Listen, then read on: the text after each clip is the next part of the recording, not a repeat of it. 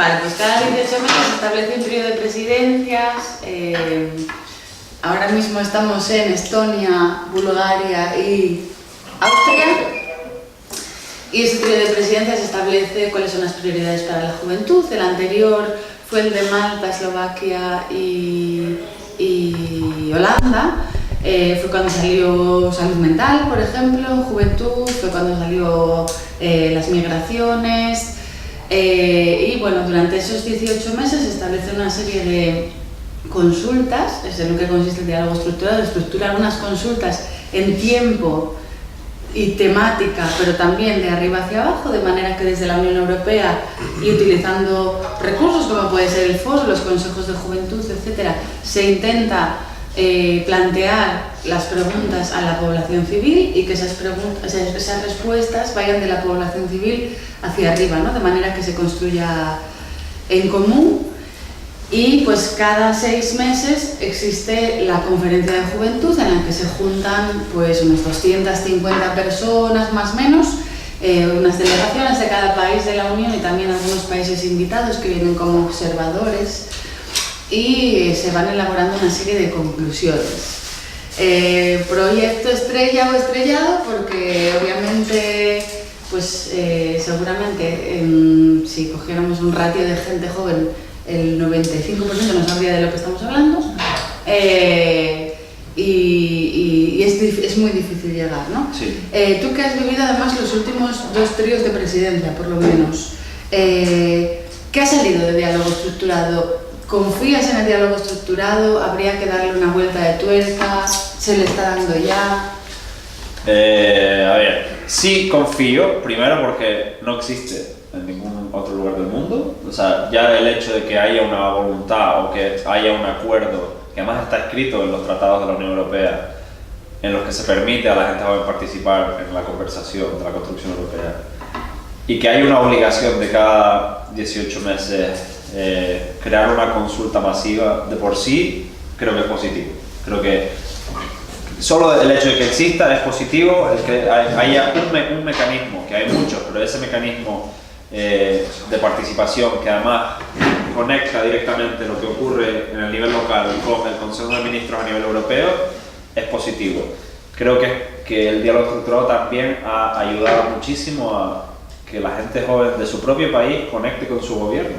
O sea, en España, antes del diálogo estructurado, el Consejo de la Juventud de España y el INJUVE casi no se hablaban.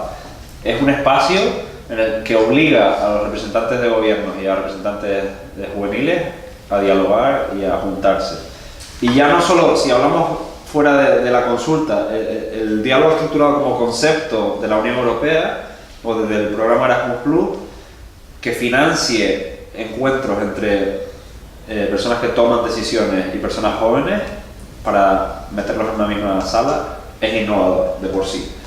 Ahora, es muy complicado y es un desastre también porque son 28 países, 28 agendas y 28 países que están a años luz el uno del otro.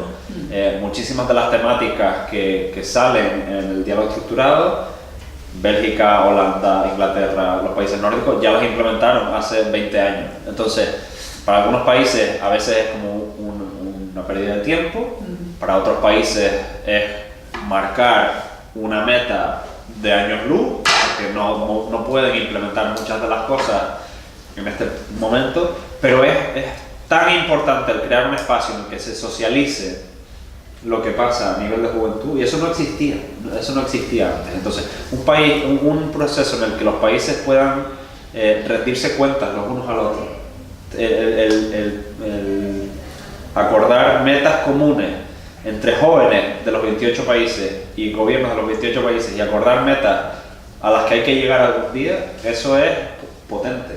Ahora, cosas que han salido concretamente del diálogo estructurado, la garantía juvenil salió del diálogo estructurado, el mejorar el acceso a visados o a movilidad de jóvenes fuera de la Unión Europea para participar en programas de Erasmus Plus salió del diálogo estructurado.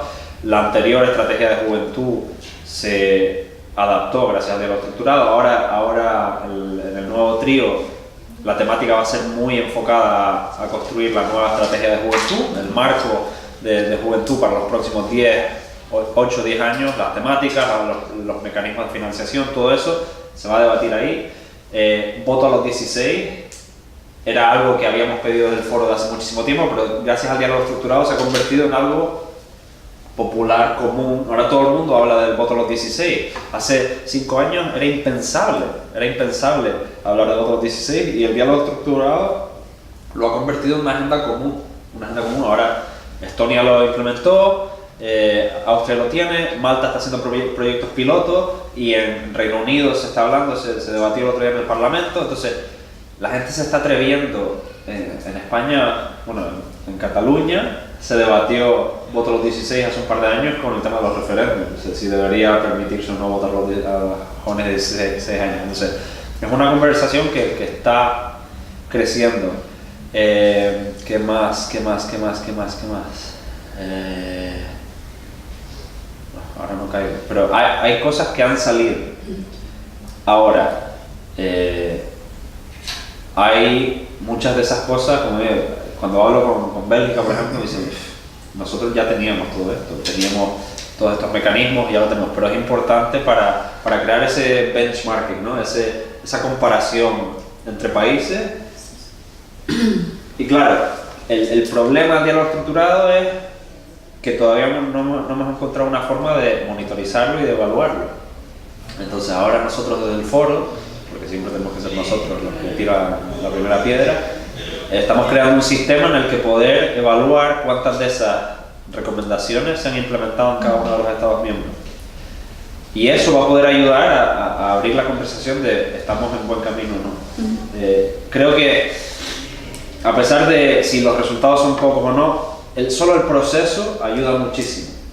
Sobre todo nos ayuda a nosotros, a entidades, a conectar con los gobiernos, nos ayuda a fortalecer esas relaciones y nos ayuda a socializar conceptos con una masa de gobiernos que no teníamos antes.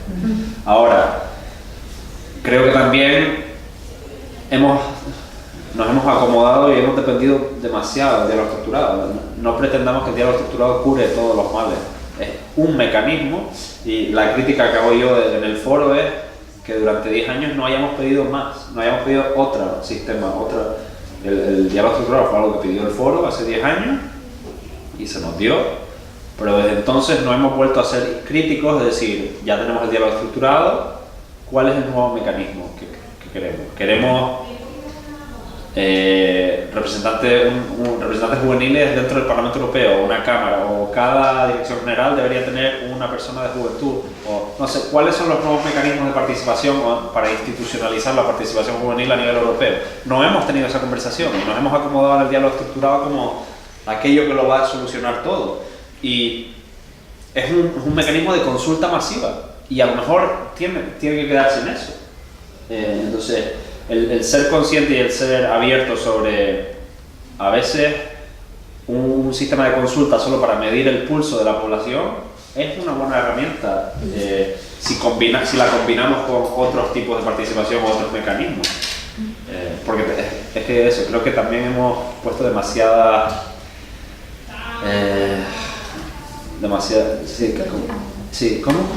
expectativa, es decir, lo va a solucionar todo.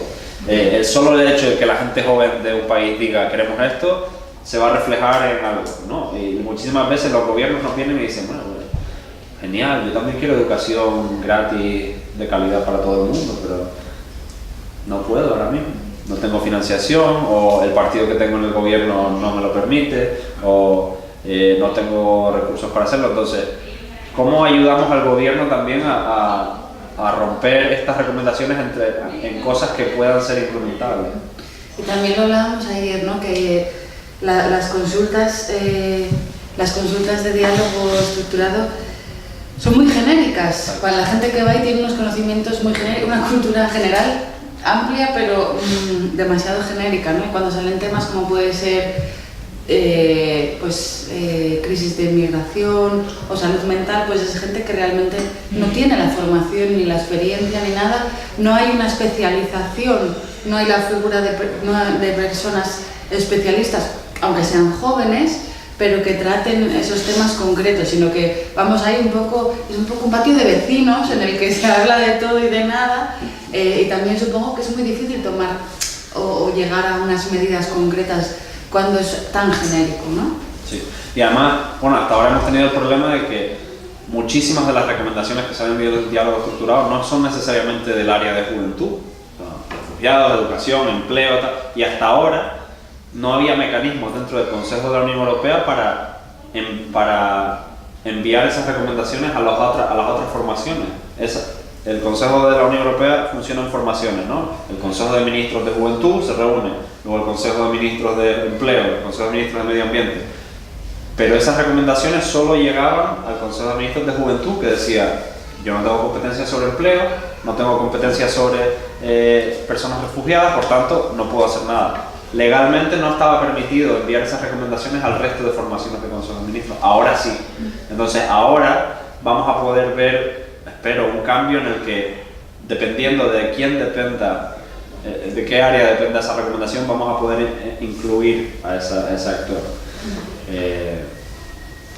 ¿Tenemos por ahí una preguntina? Sí, a ver, que yo por ejemplo lo del diálogo estructural no lo conocía, pero con respecto a eso, cuando se llega, claro, a un punto en el que todos estéis de acuerdo, por ejemplo, estás diciendo lo del voto a los 16, ¿no? Yo entiendo que en muchos países hay pues, jóvenes con 16 años que ya entienden un poco el tema de la política, y igual yo soy de mi barrio, no sé, pero por ejemplo yo en Canadá sí veo que cuando yo he visto yendo a votar, en mis primeras votaciones, me acuerdo que había unas chicas que decían, no sé, votamos estos de Podemos porque salió una canción de Shakira, por ejemplo, y yo decía, a ver, tú céntrate en lo que quieres. Entonces sí que es verdad que cuando llegar el hecho a votar a los 16, el hecho de trabajar antes de los 16, sí, lo sí. que es la política, sí se llega a ese cambio dentro del país, por así decirlo. En España no sé cómo son el resto de países, pero imagínate que llegar aquí, el hecho de decir, antes de los 16, enseñar un poco lo que es la política, sí, tal. sí. Eso también se plantea ahí, se trabaja ahí. Sí, la recomendación viene en dos partes. Viene decir, tenemos que reducir la edad de voto a los 16 para equilibrar la balanza entre derechos y deberes como ciudadanos, pero tiene que venir con una intervención de educación cívica o de educación para la ciudadanía en el marco formal, y crear espacios para las entidades no formales y la educación no formal dentro del marco formal, porque al fin y al cabo la gente habla de manipulación o falta de información, pero mi madre también puede cometer ese error. Entonces, pero sí, tienes toda la razón de que tiene que venir con una formación paralela de un mínimo de cuál es el sistema, por qué hay que votar y por qué es importante, que en los países en los que se ha implementado se ha intervenido en eso. Entonces, no sé, ya no recuerdo, en España tenemos algo. Me acuerdo que yo tenía algo en clase. Sí, yo por ejemplo, cuando voté la primera vez, yo cogí, me empecé a informar un poco sobre todos los partidos políticos, pero es que no tenían, vamos, yo no sabía que existían tantos, porque normalmente salen los cuatro, bueno, ahora los cuatro principales, sí, por así decirlo, sí. Y la gente en verdad se queda con eso. Yo, por ejemplo, con 18 años no sabía la cantidad de partidos políticos que había, y me informan, pero no todo el mundo se informa ni nada de los. Mi hermana, por ejemplo, no lo hace, me van a ir de este mismo. Y ya está. Entonces yo sí que muchas veces, igual es que yo me fijo mucho, pero sí veo en eso, y con los jóvenes nos pasa lo mismo, ¿no? Cuando hablas de algún tema político, el que yo escojo pues por el color favorito mío. Céntrate, tú ves lo que quieres, cada uno es libre de decir lo que quiere. Entonces ellos no conocen nada con respecto a todo lo que es la política. Y bueno, por ejemplo, cuando muchas veces sale, hay que, por ejemplo, hay que hacer que Rajoy pues se quite el poder. Sí, sí. No, es como, pero es que Rajoy es el único que decide, es el único que es yo. Muchas veces digo, pero es que sabéis que hay más gente detrás, sí. no es el solo, ¿quién es el portavoz? Sí. Entonces sí que es verdad que muchas veces lo veo, y lo veo también hasta incluso en primaria, que yo estaba en un colegio de primaria y también lo he visto, es decir, no se enseña, porque enseñar el tema de hay que elegir un partido u otro, eso también muchos profesores pueden llegar a cometer ese error. Sí. Yo soy del PSOE y decir, no, tenéis que votar No, pero sí es decir cómo funciona un partido, algo así, y yo muchas veces me fijo en que no lo veo. Y bueno, creo que nosotros lo que hacemos también es, un poco para a veces forzar la conversación, es trabajar con los sistemas educativos, pero trabajar también con los partidos para que los partidos mejoren en cómo captan la atención y la información y mandan información a la gente joven, porque es algo que los partidos no saben hacer. Entonces, ahora para las elecciones al Parlamento Europeo tenemos una sección del foro que va a ser como una consultora para grupos políticos que les enseñen cuáles son las estrategias para compartir información con la gente joven, cómo empezar a incluir temáticas que la gente joven quiere ver en política, porque el tópico de que la gente joven no participa ya nadie se lo cree, porque lo veo yo en Reino Unido. En Reino Unido la gente joven en Escocia los jóvenes de 16 que se les permitió votar fueron los que salvaron el referéndum, y gracias a eso Escocia, porque querían estar en la Unión Europea, fueron los jóvenes de 16 años que votaron pro Europa y los de 90 que votaron el irse. En el Brexit no se permitió votar a la generación joven, no se permitió votar a los 16, 17, y a la gente entre 18 y 25 no se les dio un espacio dentro de la campaña para participar en la conversación, y tenemos Brexit, cuando casi todos los jóvenes votaron. Entonces tenemos una generación de personas de 90 años que decidieron el futuro de los jóvenes ahora, que querían oportunidades con Europa. Pero después, en las elecciones nacionales de Reino Unido, la izquierda empezó a incluir temáticas que afectaban a la juventud, las cuotas de las universidades, empleo, voto a los 16, vivienda, y la gente joven participó de forma masiva porque se vieron reflejados en la conversación política, vieron que sus temáticas estaban presentes en la conversación. Entonces hay un proceso en el que también hay que reeducar a los partidos políticos a tener esas conversaciones, porque no saben. Y ellos vienen a decir, bueno, ¿cómo llegamos a la gente joven?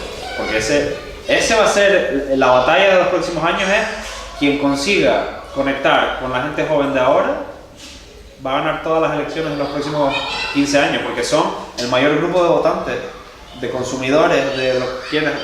Entonces, ahí es donde están hablando ahora los partidos políticos, cómo desarrollamos esa estrategia. Entonces, creo que ustedes como agentes sociales tienen un papel importante de poder, pero claro, y el reto que siempre lanzo yo es, hay que hablar con todos.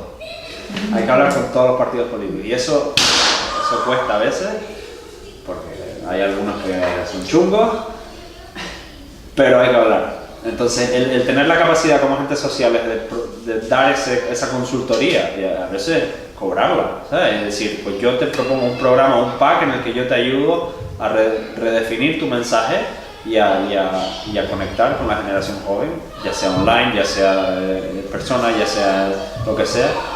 Es un aprendizaje que nosotros tenemos que presionar. Voy a aprovechar que estamos con el tema de política y te hago dos preguntas. La primera es, ¿cómo reaccionas cuando te dicen, ¿y tú a qué te dedicas? ¿No? ¿Cuál es ese momento de reunión familiar o de conocer a gente nueva y que te dicen, ¿y tú a qué te dedicas?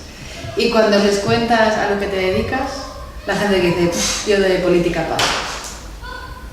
A lo que digo, no sé, cada vez respondo algo diferente. A veces es complicado, sobre todo porque todos mis amigos y mis familiares me siguen en Facebook, y cada vez que publico algo, política, sale mi tía, ¡ay, qué guapo, mi niño!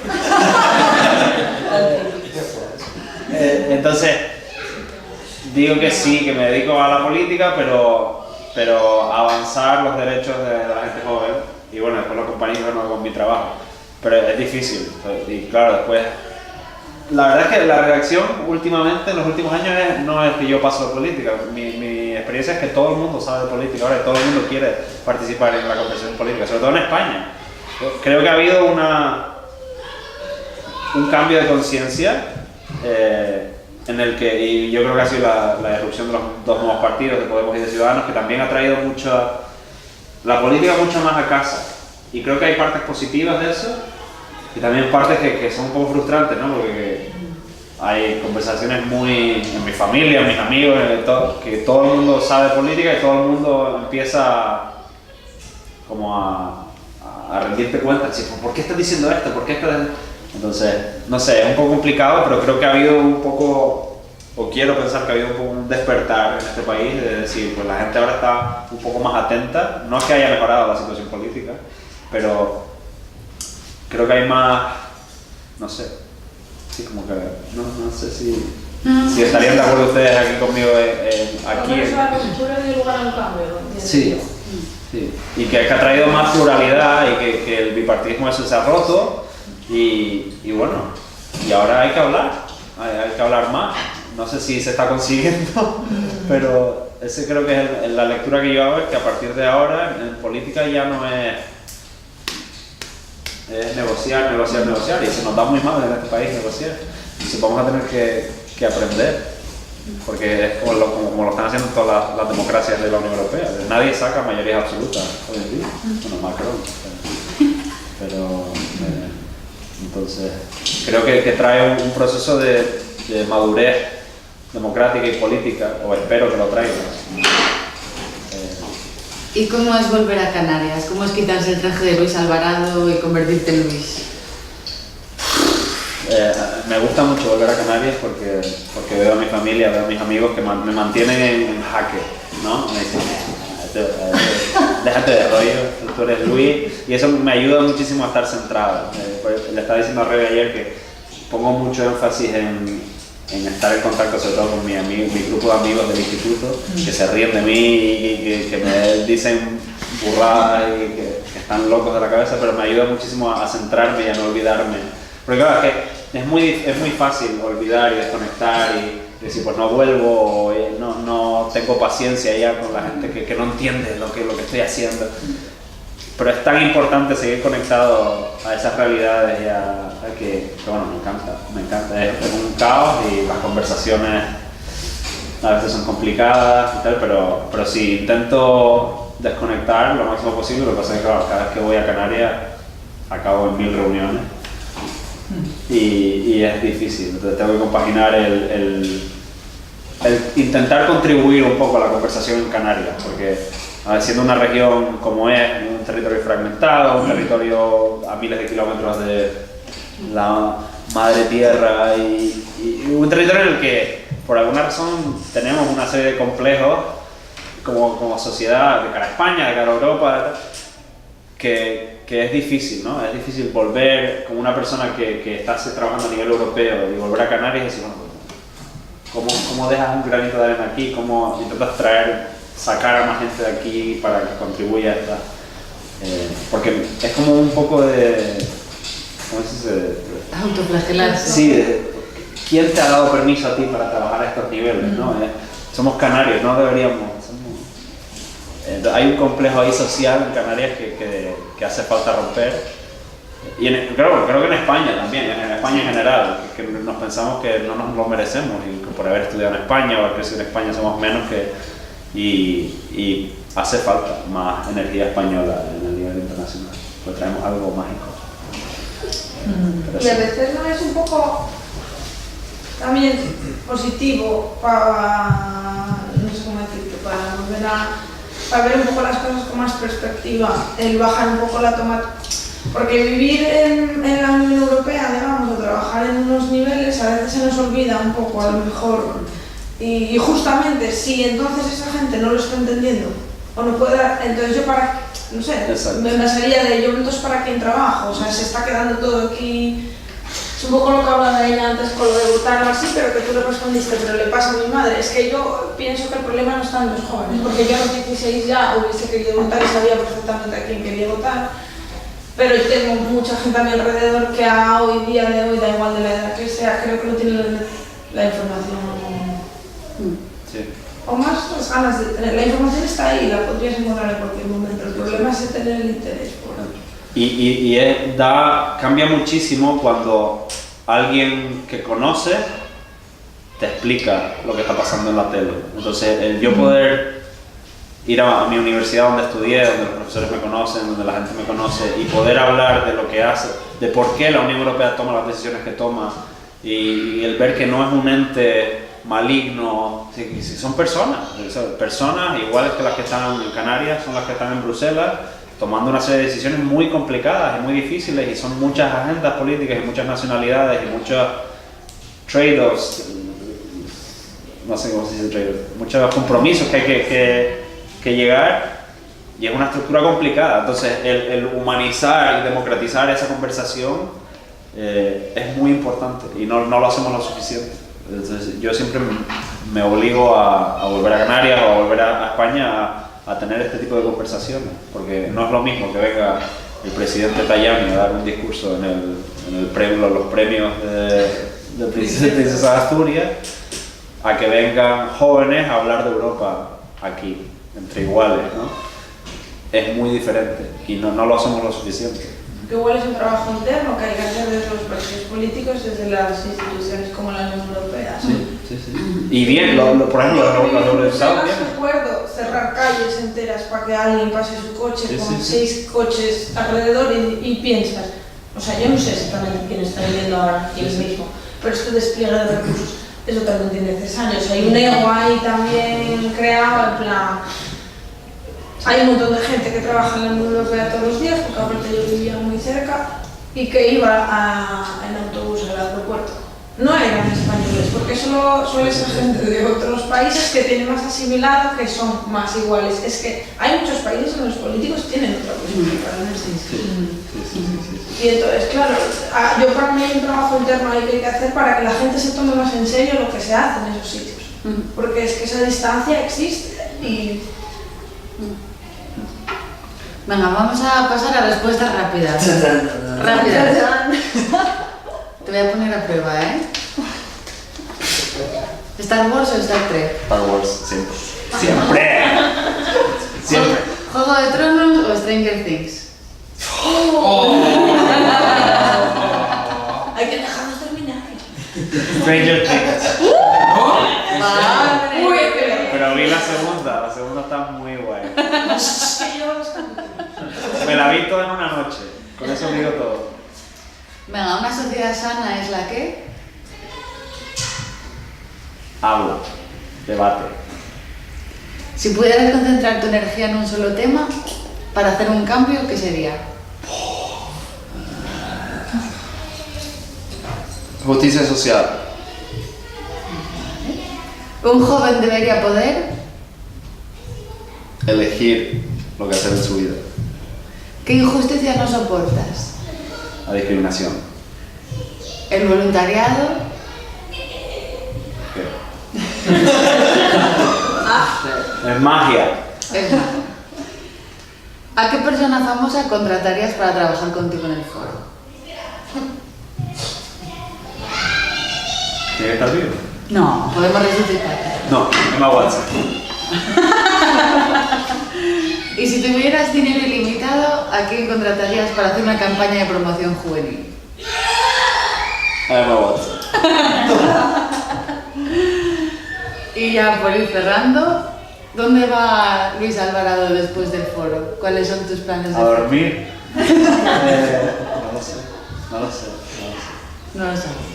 No sé, la verdad, se lo estaba diciendo ayer a Rebe, que uno de los principales problemas cuando trabajas en política juvenil es que, claro, hay una gran parte de la gente que quiere avanzar en el contenido, pero hay gran parte que es el mostrarte a ti mismo para que alguien te vea y que alguien te capte y te contrate, ¿no? Y eso pone en riesgo el trabajo.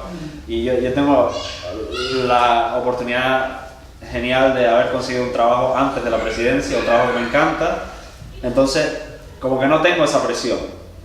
Y eso me da mucha libertad de poder presionar y avanzar el contenido. Tengo un trabajo en Londres que me encanta, que me da una perspectiva global, y también trabajo con mucho más impacto que el foro, desde una perspectiva muy diferente, y eso me da una libertad en la sociedad civil para tener conversaciones que son complicadas, o decirle a los políticos en el interés, da igual. Pero no todo el mundo tiene eso, entonces... ¿qué iba a decir? Ya me olvidé. Pero sí. ¿A dónde va? ¿A dónde voy? No lo sé, ya veré. Mucha gente se piensa que utilizar estas posiciones para conseguir la siguiente posición y así no es como se contrata a la gente en Bruselas ni a nivel internacional. la gente a nivel internacional te capta si el trabajo es bueno, si el contenido es bueno y si eres capaz de tener un impacto real, vienen a buscarte, aunque sea Oviedo, aunque sea Canarias. En un mundo tan globalizado y tan interconectado, no hay sitio donde puedas esconderte. Si tu trabajo es bueno, te van a venir a buscar. Si utilizas una posición de privilegio que te ha dado un colectivo para promocionarte a ti mismo, creo que bueno, hay una cierta parte que siempre es promocionarte y promocionar el trabajo. Eso no te lo quita nadie. Pero que el trabajo sea bueno siempre, que el trabajo hable por sí mismo. Ahí es cuando te vienen a buscar. Entonces, si yo consigo que el trabajo sea bueno, las oportunidades se abrirán. Vale. Creo que ha quedado claro que tu trabajo, el trabajo de juventud, tiene un componente adictivo. Sí. ¿Cómo explicarías tú para alguien que está totalmente fuera? ¿Cuál es ese componente adictivo? Y que no es droga, no hablamos de droga. No sé. Creo que para mí es cada vez que participas en un evento, cada vez que vas a una actividad más, te das cuenta del poder que tienes como una persona joven contando una historia y contando un mensaje. El darte cuenta de las herramientas y del poder que tienes para influir lo que está alrededor tuyo, con cada actividad, ¿entiendes? Eso crece. Y ese poder o esa voz, yo no la tenía antes, no la tenía cuando estaba en Canarias, no la tenía. Y el poder ser una persona joven que tenga esa voz y poder contar las historias de mis compañeros y mis compañeras a personas en otro nivel, para mí eso es un privilegio increíble y es adictivo el ver que cada vez siento esa voz más alta y más potente. Y eso es con cada actividad. ¿Tiene sentido? Sí. ¿Y Luis Alvarado están preparados para dejar esa adicción? Creo que sí. Creo que después del año que viene, sí, ya no puedo hacer nada más. No hay más posiciones. Y ya, no sé, creo que si el segundo año acaba saliendo como este primero, creo que me sentiré que ya he aportado el máximo a ese nivel y me toca retirarme y dar espacio a una nueva generación. Podré seguir involucrado y ayudando desde otro ángulo, pero yo creo que ¿Y a la última? va a costar. Obviamente, va a haber un proceso de depresión y una transición ahí de la falta de adrenalina, ¿no? Pero sí. Y si tu yo presente le pudiera dar un consejo a tu yo pasado, cuando empezaste con 21 o 22 años, ¿qué te diría?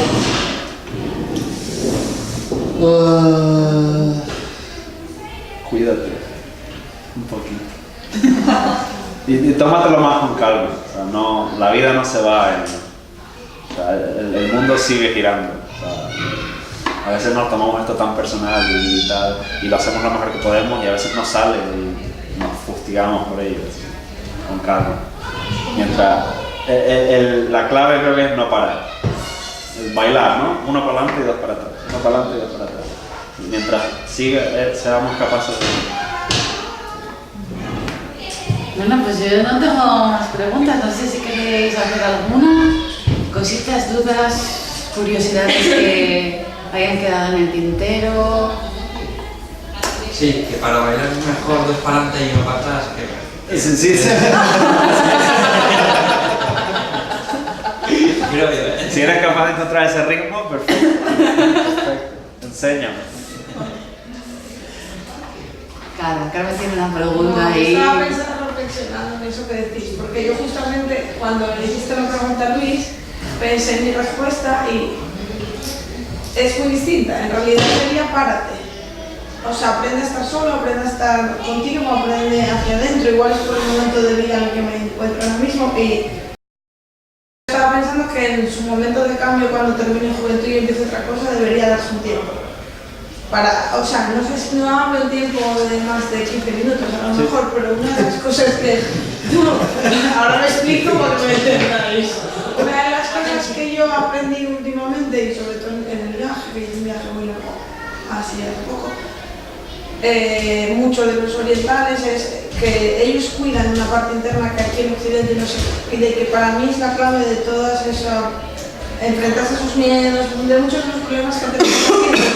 Justamente yo estaba pensando en mi respuesta que sería en plan, aprende un poco a mirar hacia adentro, a relajarte y a parar, para saber a veces asimilar lo que ves, y entonces claro, me hizo gracia porque su respuesta fue no parar, ¿sabes? Para adelante y para atrás, pero no parar, y pensé, pues me quedé ahí reflexionando.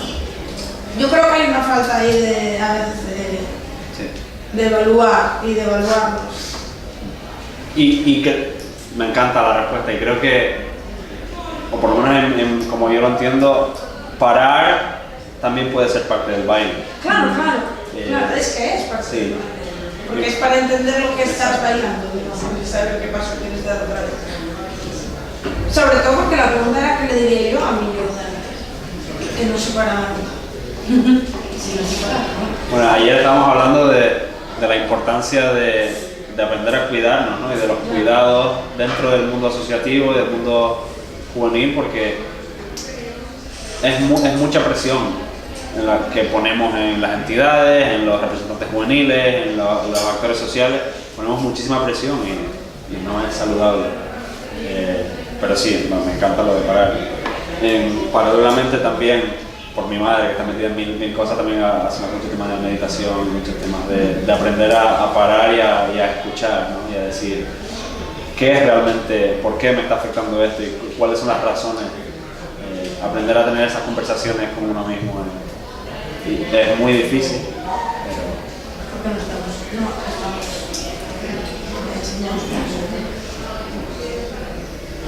Pues ¿Qué nada, más? yo creo que lo podemos dejar aquí si no tenéis más preguntas. Y nada, pues si mientras recogemos y tal, si queréis acercaros y hacer alguna pregunta más de tipo personal o lo que sea, pues... Yo me siempre preguntaba, a mí me gustaría sacar una foto con todos vosotros, más que nada porque me la han pedido también, seguro, pero también porque yo suelo hacer mucho cuando yo voy a una charla y todo en mis redes sociales, un poco para que la gente también diga, coño, si hacen ahí a lo mejor la próxima puedo ir con ella y tal, y a mí sí me gustaría. Puedes seguir a Lucía en Facebook, Twitter. También, verdad. Claro, pues venga, vamos a continuar. Sí. Oye, de verdad, cualquier cosa que necesiten, Simos Revivir, saben dónde vivo y son capaces de contactarme. Creo que más gente ahora mismo.